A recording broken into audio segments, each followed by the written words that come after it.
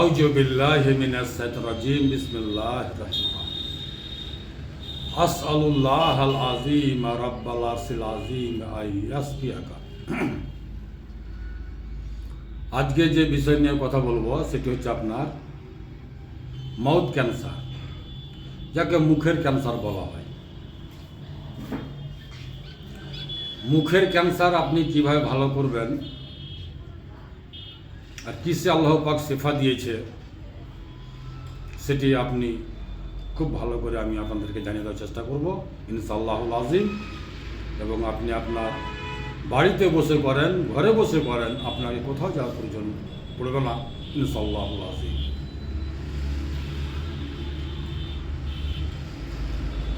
আল্লাহ পাক আমাদের বাড়িতে আমাদের ঘরে ছাদের উপরে এই পাতা আমি এখন ছাদের উপর থেকে নিয়ে আসলাম একজন ভাইয়ের বাড়ি থেকে, আর তার বাড়িতে আছে ক্যান্সার। এগুলো একটু ভাবার বিষয় আছে। দাদারা, ভাইয়েরা, আমার মায়েরা, আমার বোনেরা, একটু আল্লাহকে স্মরণ করেন। আমি বারবার বলছি আপনারাকে একটু আল্লাহকে স্মরণ করেন, আল্লাহর নিয়ামতকে চিনেন, আপনারা ভুল পথ ছাড়েন, সঠিক পথ অবলম্বন করেন ইনশাআল্লাহুল আযীম। আল্লাহ পাক চাহে তো আপনি এটি শেফা হাসিল করতে পারবেন ইনশাআল্লাহ। তাই আমি পবিত্র কোরআন থেকে একটি আয়াত আপনাদেরকে শোনাতে চাই।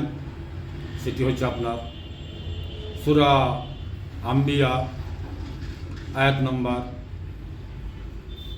82, সূরা বানী ইসরাইল আয়াত নম্বর 82। ওয়া নুনাজ্জিলু মিনাল কুরআনে মা হুয়া শিফাউ ওয়া রাহমাতুল লিল মুমিনিন। আমি কোরআনে এমন বিষয় নাজিল করি যা রোগের সুচিকিৎসা এবং মুমিনদের জন্য রহমত। আমি কোরআনে এমন বিষয় নাজিল করি যা রোগের সুচিকিৎসা এবং মুমিনদের জন্য রহমত। সূরা বানী ইসরাইল আয়াত নম্বর 82।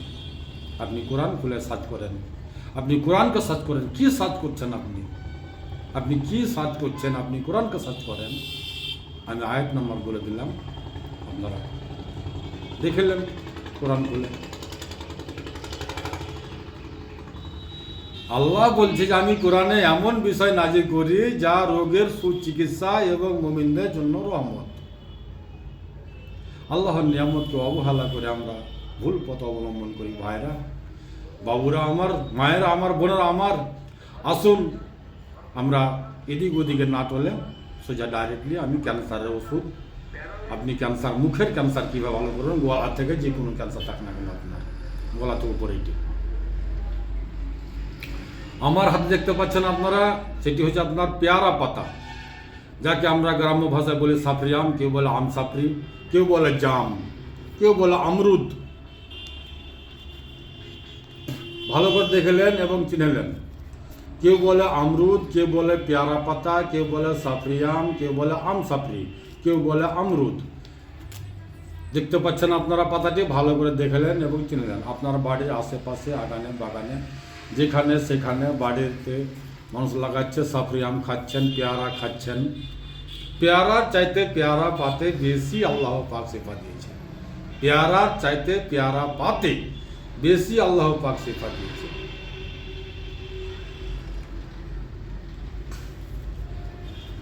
মাত্র আপনি 5-7টি পেয়ারা পাতালেন, 5 থেকে 7 পিস পেয়ারা পাতালেন, 1 থেকে 1.5 গ্লাস পানি নেন। 5 থেকে 7 পিস পেয়ারা পাতা এবং 1 থেকে 1.5 গ্লাস পানি, সামান্য একটু সেন্ধা লবণ, যাকে আমরা আজকের তারিখে বিট লবণ বলে থাকি। সেন্ধা লবণে কিন্তু আজকে মার্কেটে ডুপ্লিকেট বিক্রি হচ্ছে। আপনি খুব খেয়াল করে কিনবেন যেন অরিজিনাল হয়।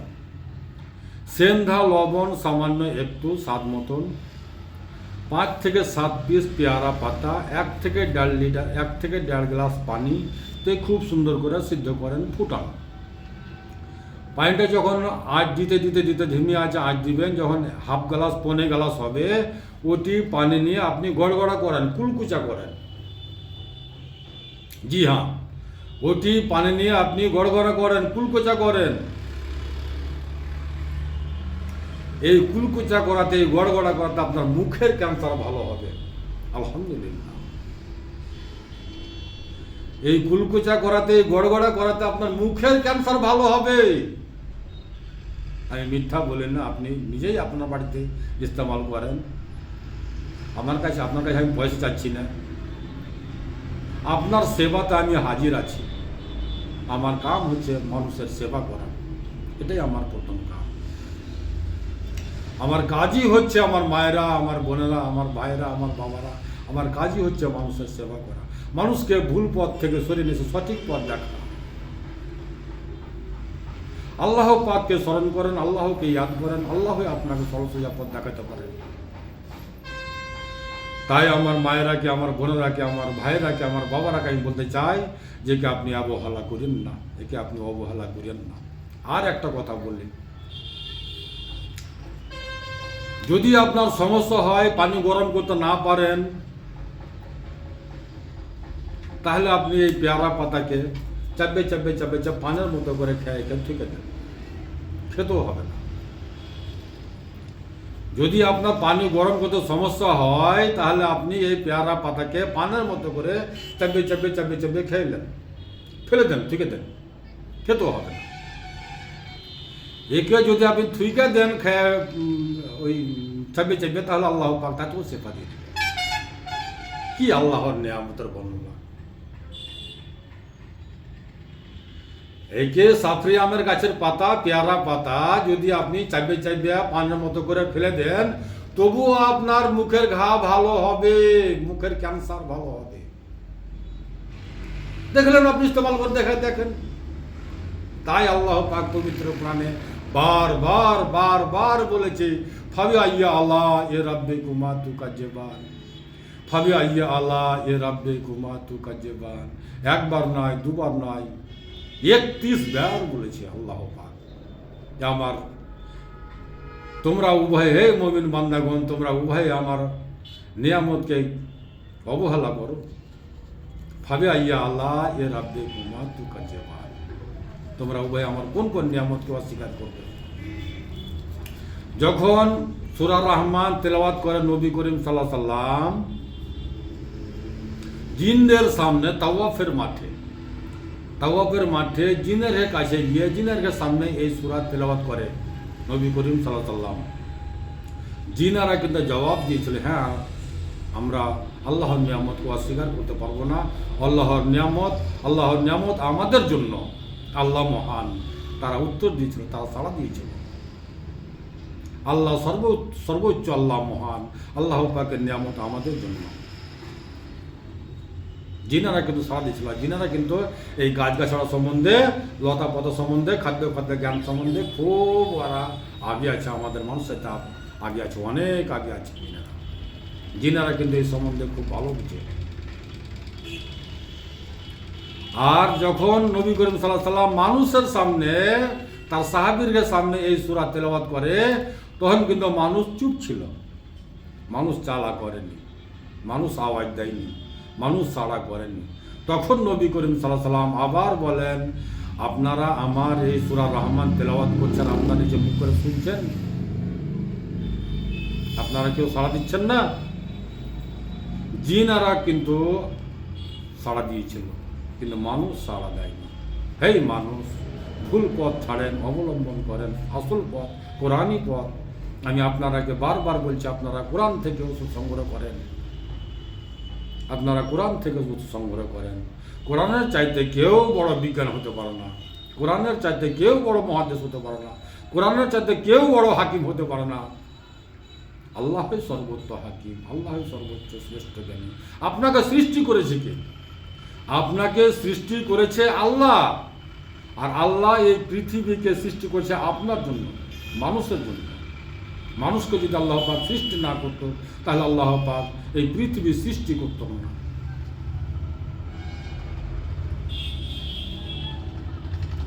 আল্লাহ পাক যেন আপনাকে আমাকে বোঝার শক্তি দেয়, আমরাকে সরসজা পথ দেখার শক্তি দেয়, এই আশা আল্লাহর কাছে। আমার নাম মোশাররফ হোসেন, আমার ঠিকানা মালদা কালিয়াচক 1 নম্বর পঞ্চায়েত অফিসের সামনে। আমার মোবাইল নাম্বার 9775411421। এই হচ্ছে আমার ঠিকানা। আমার সেফার বোতলে সেফা আছে, আপনারা সবাই জানেন সেফার বোতলে সেফা আছে, মরণ ছাড়া সকল সমস্যার সমাধান আছে। আমার মোবাইল নাম্বার 9775411421। আসসালামু আলাইকুম ওয়া রাহমাতুল্লাহি ওয়া বারাকাতুহু। দুআতে শামিল রাখবেন।